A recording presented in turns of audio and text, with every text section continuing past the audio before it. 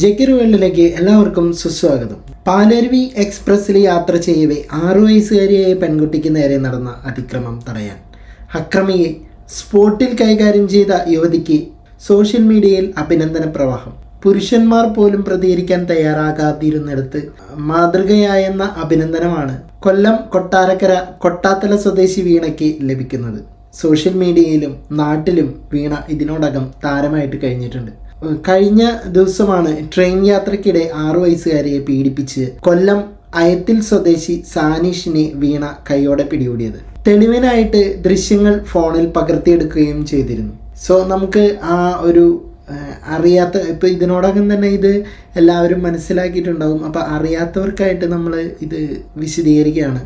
വീണ പാലരുവി എക്സ്പ്രസ്സിൽ യാത്ര ചെയ്യുന്നു. ആദ്യം വീണയ്ക്ക് നേരെ വന്ന പ്രതിയെ വീണ ചൊൽപ്പടിക്ക് നിർത്തി. ഇതിന് പിന്നാലെയാണ് ഇയാൾ പിഞ്ചു കുഞ്ഞിനെ നേരെ ലൈംഗികാതിക്രമം നടത്തിയത്.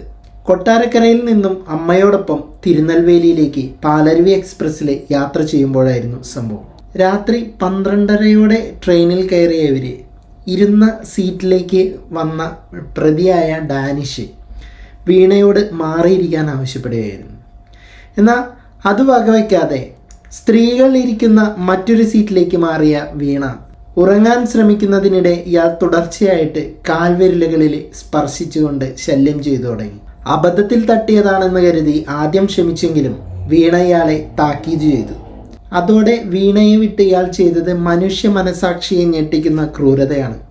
ട്രെയിനിൻ്റെ തറയിൽ മാതാപിതാക്കൾക്കൊപ്പം കിടന്നുറങ്ങുകയായിരുന്ന 5 വയസ്സ് മാത്രം പ്രായമുള്ള കുഞ്ഞിനെ ഇയാൾ എടുത്തുകൊണ്ട് വന്ന് തൻ്റെ മടിയിൽ കിടത്തിയ ശേഷം ഇയാളുടെ ഷീറ്റ് കൊണ്ട്, അതായത് ഇയാളുടെ കയ്യിലുള്ള ബെഡ്ഷീറ്റ് പോലത്തെ, പുതപ്പാണോ ബെഡ്ഷീറ്റാണോ എന്നറിയില്ല, എന്തോ അങ്ങനത്തെ ഒരു ഷീറ്റ് കൊണ്ട് മൂടി.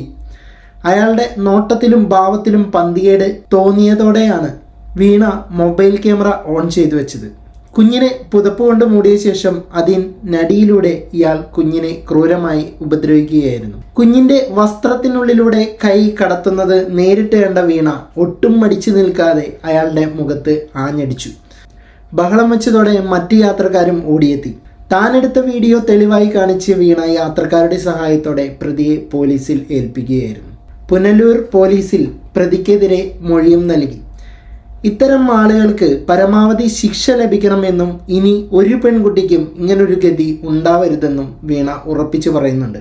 വീണയുടെ പ്രതികരണശേഷിക്കും ധൈര്യത്തിനും അഭിനന്ദന പ്രവാഹമാണ്.